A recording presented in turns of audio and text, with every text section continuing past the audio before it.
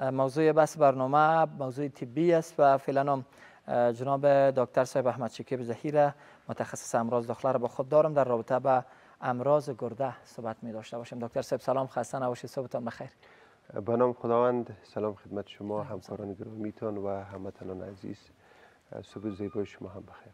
بخیر و عزت باشین. یکی از مواردی که خیلی مهم است در بدن ما گرده است که خدای نکرده اگر از فعالیت باز ماند زندگی ما تمام میشه، دیگه نفس‌های آخر ما میباشه. بیاین در رابطه با امراضش بیشتر بدانیم. کدام امراض مربوط گرده میشه؟ بله، سوال بسیار خوب است و یقینا که گرده یک عضو حیاتی است که در عدم موجودیت گرده یا وظایف نرمال گرده حیات انسان با خطر مواجه میشه. خوب است قبل از اینکه در مورد امراض گرده صحبت بکنیم یک مقدمه کوتاهی در مورد وظیفه گرده و اینکه گرده چی است داشته باشیم. گرده ها اعضای اطراحی است که خونه که از طریق شریان گرده به گرده کلیه میه بالاخره در تصفیه از او یا در فیلتریشن از او نقش بازی میکنه و خون اضافی دوباره از طریق ورید گرده به شارگ کلان بدن داخل میشه و مواد اضافی که در نتیجه فیلتریشن یا هم در نتیجه تصفیه خون ایجاد میشه که ادرار یا یورین گفته میشه، بعدا از طریق تیوب هایی که به نام حالب ها یاد میشه به مثانه انتقال پیدا میکنه و در مثانه ذخیره میشه و بعدا از طریق احلیل به خارج از بدن اطراح میشه. وظایف خیلی مهم و اساسی داره از قبیل تامین فشار خون، تنظیم حجم خون در بدن، تنظیم الکترولایت ها و منرال های بدن. در صورتی که این وظیفه گرده مختل شود امکان داره که آب بدن افزایش پیدا بکنه، باعث پوندیدگی ها شود، یا هم اگر وظیفه مختل شود امکان داره که آب بدن کمتر شود. در این زمان در صورتی که تنظیم منرال ها یا هم الکترولایت ها بر هم بخوره امکان داره سوی پتاسیم، سدیم، فسفر، کلسیم و سایر منرال های مهم بر هم بخوره و اختلالات یا امراض مربوطه را بار بیاره. همچنان در تنظیم فشار خون از طریق تولید یک هورمون که به نام رینین یاد میشه نیز نقش بازی میکنه. در صورت اختلالی وظیفه امکان داره نزد مریض فشار خون یا فرط فشار خون ایجاد شود. همچنان یک ماده دیگه که به نام اریتروپویتین یاد میشه این افراز میکنه و بالاخره این ماده بالای مغز استخوان تاثیر میکنه، مغز استخوان را تنبیه میکنه تا خون را تولید بکنه. به این معنی است که در تولید خون هم نقش داره. همچنان در تولید ویتامین دی و در استحکام یا تنظیم وظایف استخوان ها نیز رول داره. و ضمناً وظایف دیگی گرده اطراح مواد اضافی است که در نتیجه متابولیسم پروتئین ها یا هم نیوکلیک اسید ایجاد میشه. البته وظایف دیگی هم وجود داره که میشه در لابلای برنامه سرش صحبت بکنیم انشالله. از نظر امروز مختلف میتونه گرده را مصاب بسازه از قبیل التهابات، انتانات، سنگ های گرده، احتباس ادرار یا هم مواد اضافی در گرده. یک تعداد امراض ارثی هم وجود داره که به نام پالیسیستیک کدنی یاد میشه که گرده ها به شکل کیست ها یا هم کیسگک های کوچک تبدیل میشه و وظیفهش بر هم میخوره. حالات ارثی دیگه هم موجود است، امراض اوتومیون یا امراض سیستم دفاعی که منجر به میشه که آنتیبادی و هم کمپلکس آنتیژن آنتیبادی در اینجا تراکم بکنه. همچنین یک تعداد دواها و توکسین ها یا سم ها هم وجود داره که امکان داره در گرده تراکم بکنه و سبب اختلال وظیفه گرده شود.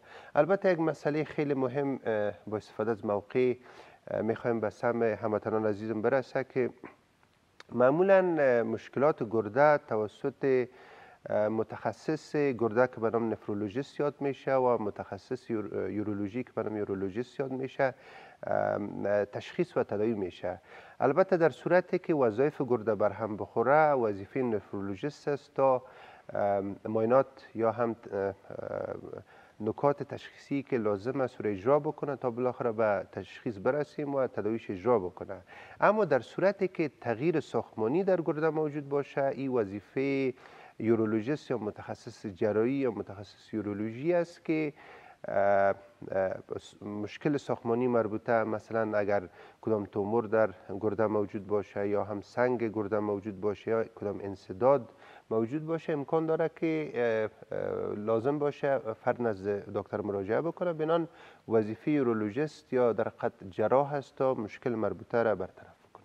خیلی خوب. خطرناکترین بیماری که مربوط گرده شود که یعنی گرده از فعالیت بانه استپ داره، مرحله داره، کدام بیماری است زیاتر؟ البته تمام اختلالات وظیفه‌ای گرده به دو کاتگوری بزرگ تقسیم میشه که یک به نام عدم کفای حاد کلیه میگیم که وظیفه گرده به طور آنی و به طور دفعتنی از بین میره، بر هم میخوره و در صورتی که رسیدگی نشه امکان داره که حیات مریض را هم تهدید بکنه. کاتگوری بزرگ امراض دیگه به نام CKD، امراض مزمن گرده است که دو خرابی گرده یا اختلال وظیفه گرده به طور پیشرونده می باشه که طی چندین مرحله آهسته آهسته وظیفه گرده کاهش پیدا میکنه، البته بنابر دلایل مختلف، تا بالاخره به حد میرسه که گرده ها از کار یا از فعالیت خود میمانه و بالاخره اعراض مربوطه نزد مریض ایجاد میشه. البته در اسباب عدم کفای حاد کلیه 3 کاتگوری بزرگ از اسباب شامل است. مثلا اولیش که به نام هایپوپرفیوژن یاد میشه، یعنی هر عاملی که باعث کاهش وظایف گرده شود امکان داره باعث عدم کفای حاد کلیه شود، یعنی هر عاملی که سبب کاهش اکسیژن یا جریان خون، که عامل میتونه دیهایدریشن یا کمبود آب باشه، امکان داره شاک باشه به علت امراض مختلف، مثلا امراض انتانی، امراض قلبی یا هم امراض قسمت های مختلف بدن. همچنان یک تعداد حالات میکروبی یا سپسیس هم است که امکان داره که باعث ازی شود که جریان خون به گرده ها کاهش پیدا بکنه. امراض قلبی مثلا عدم کفای قلب هم باعث ازی شده میتونه که این پرابلم بار بیایه.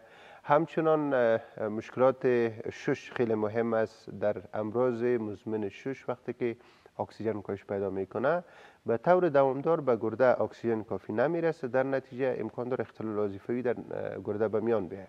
عوامل دیگی که باعث اختلال وظیفی گرده به طور حاد میشه یک تعداد فاکتورایی است که باعث صدمه مستقیم به گرده ها میشه، مثلا یک تعداد توکسین ها یا سم ها یا هم زهریات است، دواها است. دوا خیلی مهم است جناب اسیب که متاسفانه در افغانستان بدون کنترل، بدون از اینکه یک کس نزد متخصص مربوطه مراجعه بکنه، مستقیما به دواخانه ها در ملتون ها مراجعه میکنه و هر دوایی که بخواه خودش هم دکتر است و هم خود تداوی میکنه که در این دواها اکثریتش میتونه باعث صدمه به گرده شود. تعداد زیاد از امراض، تعداد زیاد از دردها یا مشکلات که دو مریض به تسکین درد نیاز داره بدون شک مراجعه میکنه به دواها که یک گروپ از دواها به نام انسید یاد میشه. ایره اخذ میکنن بی خبر از اینکه امکان داره که گرده ها توسط از بین بره. همچنان یک تعداد توکسین ها یا هم یک تعداد مواد دیگی است که هم باعث صدمه به گرده میشه. چه خوب است که تشخیص به موقع صورت بگیره. گرده ها که خیلی بارزش است، هر عضو بدن، هر نقطه بدن مهم است، از جمله گرده ها که اعضای حیاتی است. ایره میشه از کسایی بپرسیم که گرده ندارن یا که وظیفه گردهشان از بین رفته، مجبور هستن این مریضا به طور دوامدار دیالیسیس بکنن، ماشینی که به اصطلاح فیلتریشن خون را بر دوش داره و وظیفه گرده را اجرا میکنه، هفته 3 بار یا 2 بار باید مراجعه بکنن، برای ساعتها باید انتظار بکشه. در ضمن از او کسایی که باید پیوند گرده نزدشان اجرا شود، لگ‌ها افغانی باید مصرف بکنه. چی خوب است که ما سر وقایع کار بکنیم و دواهای خودسر نگیریم، دواهای ضد میکروب یا دواهای ضد درد که باعث اختلال وظیفه گرده میشه. یک کاتگوری دیگه امراضی که باعث عدم کفای حاد کلیه میشه و گرده میشه انسدادهایی است یا احتباس مایات یا ادرار در داخل گرده است. تیوب ها یا حالب ها که گرده ها را تخلیه میکنه در صورتی که توسط کدام تومور یا کدام علت دیگی به انسداد مواجه شود، ادرار تراکم میکنه و بالاخره وظیفه گرده برهم میخوره. حالات دیگه مثلا بزرگ شدن پروستات یا هم تومورهای مثانه هم باعث ازی شده میتونه که اختلال حاد گرده به میان بیاد. البته در حالات مزمن حالات دیگه شامل است، مثلا مرض شکر است در صورت که به درستی کنترل نشه. شکر نه تنهایی که گرده ها را خراب کرده میتونه در صورت عدم کنترل، بلکه میتونه چشم ها، رگ های دماغ، قلب و سایر قسمت های بدن مختل بسازه، وظیفه اعصاب را مختل بسازه. همچنان فشار بالای خون هم باعث شده میتونه که وظیفه گرده ها برهم بخوره. بنان همیشه توصیه ما می است که باید فشار خون کنترل شود و به طور دوامدار مریض دوا استفاده بکنه. حالات دیگه مثلا سرطان های گرده، امراض ارثی، امراض معافیتی هم موجود است که باعث اختلالات وظیفه گرده شده. خیلی خوب. تشویش چقدر رول داره در عدم اختلال وظیفه گرده؟ البته استرس یا هم تشوشات روحی، البته در اختلال، ما فکرم دیگه جای رفت، در اختلال وظیفه بله، در اختلال وظیفه، بله. البته استرس نه تنهایی که میشه وظیفه گرده را برهم بزنه، سایر قسمت های بدن هم درگیر کرده میتونه، باعث امراض معده، امراض عصبی، بالا رفتن فشار، حملات قلبی. مشخصا در بخش گرده کسایی که مشکلات روحی دارن مثلا امکان داره آب کافی استفاده نکنن، در نتیجه مریض به دیهایدریشن مواجه میشه و اختلال وظیفه گرده ایجاد میشه. یا مثلا غذایشان منظم تنظیم شده نمی باشه، افرادی که از چربی زیاد استفاده میکنه، از غذاهای پروتئینی، قسمت عمده غذایشان مواد پروتئینی است، مثلا کسایی که از گوشت زیاد استفاده میکنه، از انواع گوشت ها، انواع پروتئین ها، یا هم کسایی که نمک بیشتر استفاده میکنه. متاسفانه در کشور ما در سر دسترخوان حتما نمکدانی می باشه و در پهلوی از که در دیگ نمک اضافه شده، هم بالای غذا در سفره نان نمک اضافه میشه، در حالی که تمام اشیا میتونه، یعنی در اختلالات یا در استرس های روحی امکان داره بنابر همین دلایل مشکلات گرده ایجاد شد. خیلی خوب. غذاها، از غذاها یاد کردی، بین در رابطه با غذاهای مفیدی که برای گرده است، به خاطر سلامت خود گرده است، کدام غذا را زیادتر استفاده بکنیم؟ البته غذاهای مختلف. اول مهمی است که آب کافی ما استفاده بکنیم در طول روز. چقدر باید استفاده بکنیم در طول نظر روز؟ به ضرورت فرق میکنه، اکثرا به اندازه 2 لیتر آب استفاده میشه. دکتر صاحب، به خاطر که بعضی از هموطنان ما هست نمیفهمند در رابطه به 2 لیتر که او چه قسم لیتر کنند، بله. اندازه کنند و بدانند که 2 لیتر است. بین از نگاه یک بوتل کلانه که به خاطر نوشابه استفاده میشه، شما مثال بتین که هموطنان ما بفهمند که استفاده بکنه در طول روز. بله، سوال بسیار خوب است. البته در بخش استفاده از مایات خوشبختانه در دماغ ما مرکز تشنگی وجود داره و کنترل گرفتن آب به دوش از این سنتر یا این مرکز است. خیلی خوب. که البته در صورتی که به آب نیاز شود معلوم دار احساس تشنگی ایجاد میشه و فرد آب را استفاده میکنه.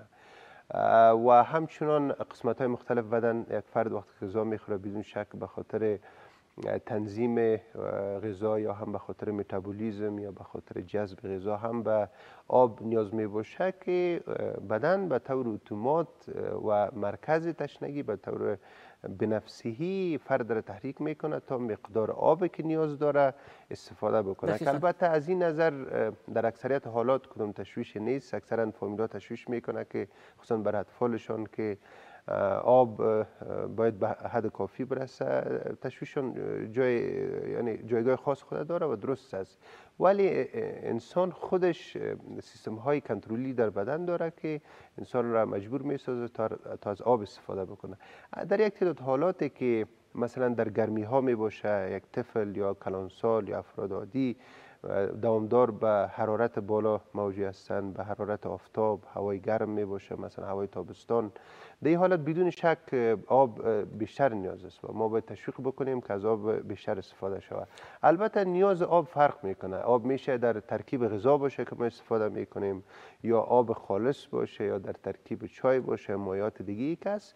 مهم تمام از این مایات است که البته فرق میکنه نظر به سن، نظر به جنس، نظر به این که جثه فرد کلان است یا خرد است. اگر به شکل بوتل های خرد در نظر بگیریم که فکر میکنم 200 لیتره باید باشه یا هم 500 لیتره. میشه که از بوتل های 500 لیتره مثلا 4 تا یا 3 تا استفاده بکنن. ولی اکثرا مهمی است اگر بوتل های 100 لیتره باشه باید تعدادش بیشتر باشه. به این لحاظ انسان خودش در محیطی که باعث ازی میشه که عرق بکنه یا آب بدن ضایع شود، خوب است که از آب کافی استفاده بکنه. مثلا در ماه رمضان فرد خوب است که در وقت افطاری آب کافی و مایعات کافی استفاده بکنه و بعضی ها در سحری عادت ندارن که بخیزن، مجبور هستن که آب بگیرن. در طول روز که فرق میکنه ساعت ها، گاهی حتی 18 ساعت یا هم 19 ساعت فرد به بی‌آبی مواجه است. این وظیفه گرده است که آب را تنظیم بکنه. اگر آب در بدن اضافه شود، آب بیشتر از بدن اطراح میکنه، اما در صورتی که آب کمتر اخذ شود، آب دوباره جذب میشه. یعنی هم گرده، هم مرکز تشنگی و هم اعضای دیگی در کنترل آب و در اخذ مایعات نقش داره که انشالله دیگه بخش کدوم تشویش وجود نداره. خیلی خوب، خیلی خوب. اشاره دکتر صاحب به آبای که در بوتل استفاده میشن، بوتلای معمول نظر به بوتل گفتم زیادتر بدانن هموطنان که 1 لیتر آب استفاده بکنن چقدر استفاده بکنن. خیلی سپاسگزار هستم دکتر صاحب. در رابطه با نوشابه گازدار، البته زیادتر به هموطنان ما هستن که یک قسم عادت شده برشان و خیلی زیاد استفاده میکنن. به جای از اینکه آب استفاده بکنن نوشابه گازدار استفاده میکنن در طول روز. با اونا چی توصیه داره؟ چقدر میتونه مضر تمام شود برای گرده؟ با تاسف که استفاده از نوشابه ها و مواد کیمیایی رو به افزایش است. ما بارها در مورد سرطان ها صحبت کردیم، در مورد مشکلات دیگه مثل امروز در مورد عدم کفای گرده. اکثرا مواد کیمیایی و موادی که در ترکیبش توکسین است یا زهریات است باعث ازی شده میتونه که وظیفه گرده برهم بخوره. مثلا در نوشابه ها اکثرا ترکیبات نوشابه ها همه ترکیبات موادی که شامل است در خود پوش نوشابه نوشته نمی باشه. اگر باز هم چک بکنین دانه دانه هر کدام مثلا کافین می باشه، مواد آرام بخش است، فردی که از نوشابه استفاده میکنه احساس راحتی میکنه، اما مایعات یا آبی که نیاز داره او را مرفوع ساخته نمیتونه، چون در نوشابه مقدار گلوکوز یا شکر به اندازه خیلی زیاد می باشه، به حد می باشه که زبان اکثرا او را احساس کرده نمیتونه. بران اخذ شکر زیاد هم باعث امراض مختلف شده میتونه. در پلوی از این مواد کیمیایی دیگی هم است که در ترکیب نوشابه ها می باشه که هم در جذب بعضی مواد اختلال ایجاد میکنه. مثلا یک کسی که از نوشابه های زیاد استفاده میکنه امکان داره آهن در وجودش جذب نشه، کلسیم یا سایر مواد جذب نشه که اینا هم باعث مشکلات بعدی میشه.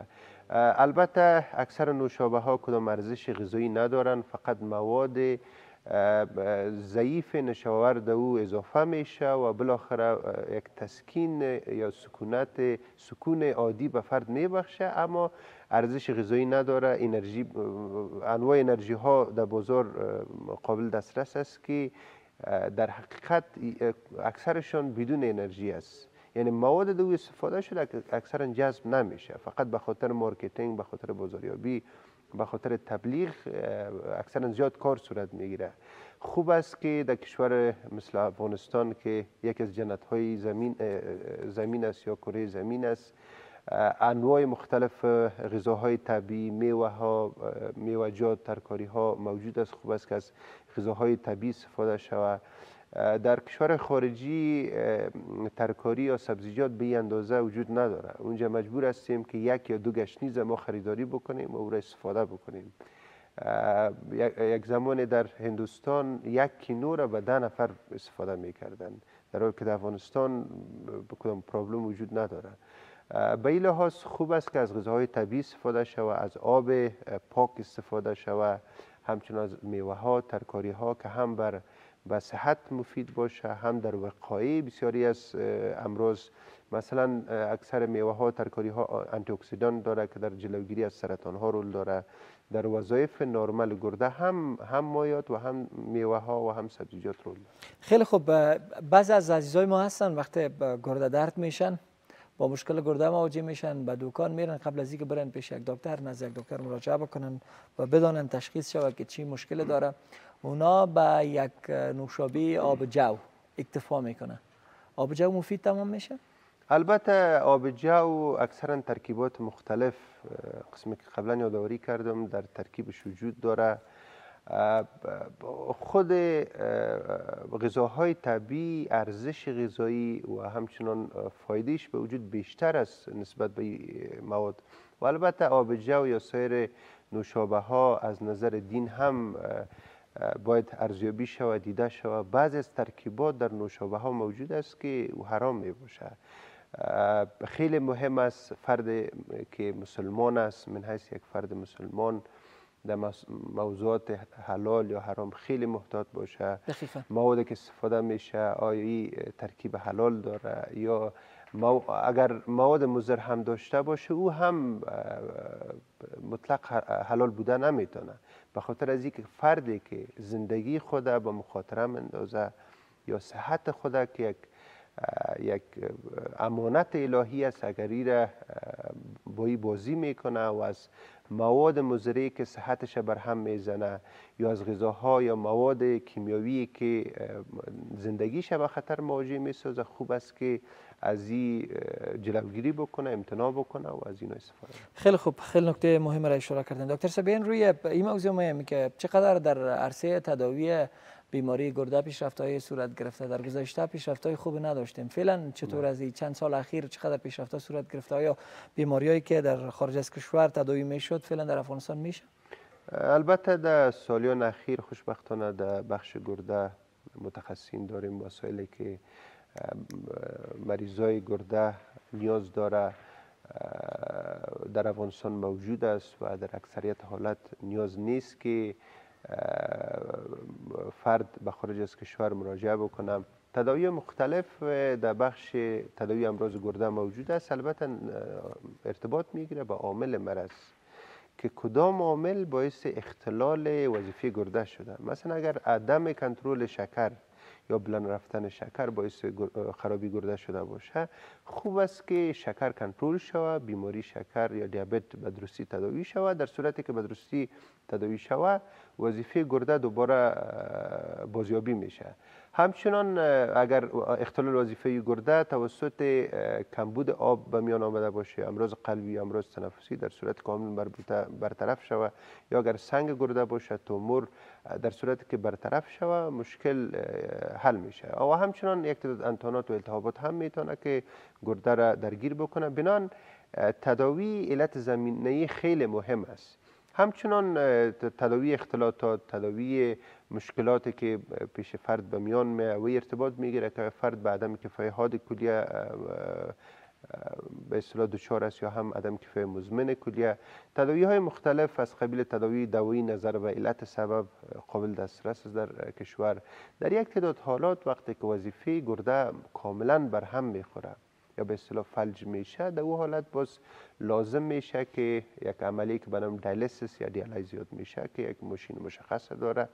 بعد از ایجاد یک کاتتر در دست یا پای مریض، خون مریض وارد ماشین میشه و ترکیباتی که در این ماشین وجود داره باعث اخذ یا گرفتن مواد اضافی، آب اضافی و همچنان منرال‌های اضافی میشه و دوباره خون به فرد انتقال پیدا میکنه که این البته چندین ساعت در بر میگیره.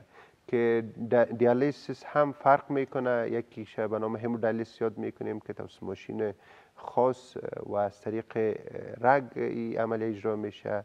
یک نوع دیگهش به نام پریتونیل دیالیسیس است که یک کاتتر یا یک سوند وارد شکم میشه، وارد پریتونیل کاویتی و بنابر موادی که در موجود است باعث جذب مواد اضافی میشه. در یک تعداد حالات لازم است که گرده نو بر فرد تطبیق شود یا غرس شود که به نام کدنی ترانسپلانت یاد میشه یا پیوند کلیه یاد میشه که خوشبختانه در این بخش هم خانواده طبابت افغانستان دستاوردهای بسیار خوب داشته و پیوند در کشور اجرا میشه و در اکثریت حالات فرد مجبور نیست که به خارج از کشور مراجعه بکنه. اگر به طور خلاصه بگوییم عامل سببی، دریافت عامل سببی خیلی مهم است و او باید تداوی شود، در نتیجه وظیفه گرده ها اعاده میشه. انشالله. بخیر با عزت باشین دکتر صاحب. در آخر توصیه شما را میشنویم. بخیر باشین. یک مسئله که اعراض و علائم وظایف گرده است که دو بلند رفتن، یک تعداد حالات هیچ فرد کدام عرض نداره، کدام شکایت نداره، به طور تصادفی کدام معاینه نزدش اجرا میشه و تشخیص میشه که اختلال وظیفه گرده داره. به این لحاظ بعضی از مریضا وقتی که مراجعه میکنن میگن که ما هیچ مشکل نداریم و امکان داره هیچ مشکل گرده نداشته باشیم، در حالی که 1% زیاد مریضا بدون اعراض بدون شکایت می باشه. در یک حالت امکان داره فشار مریض بالا بره، تورم یا پوندیدگی موجود باشه، کمخونی پیش فرد موجود باشه، دلبدی، استفراغ، همچنان اسرت تنفس یا هم نفس تنگی و ضعیفی، خستگی که بخش اعراضش می باشه و در تشخیص هم یک تعداد تستای خون، تستای ادرار و همچنین بایوپسی و تستای تصویربرداری وجود داره. توصیه من است به هموطنان گرامی که گرده ها هم مانند سایر اعضای بدن یک امانت الهی است و باید در حفظ و نگهداشت آن خیلی تلاش بکنیم. در تنظیم اخذ غذای ما، غذاهایی که مفید است برای بدن، میوه، ترکاری و غذاهایی که به طور طبیعی وجود داره بیشتر باید استفاده شود. از مواد کیمیاوی یا ترکیبات کیمیاوی، از نوشابه های گازدار که ارزش غذایی نداره و ترکیبات داره که صحت گرده ها را مختل میسازه، باید جدا پرهیز بکنن و در صورتی که با اختلال وظیفه گرده مواجه شوند زودتر به دکتر مراجعه بکنه تا اگر با امکانات موجود وظیفه گرده دوباره اعاده شود. خیلی خوب، خیلی سپاسمند هستم دکتر صاحب احمد شکیب ظهیر، متخصص امراض داخله عمومی. در رابطه با بیماری گرده صحبت خود داشتیم. خیلی سپاسگزار هستیم از اینکه حضور یافتین، به سوالای عزیزای ما پاسخ دادین. سلامت باشید. تشکر.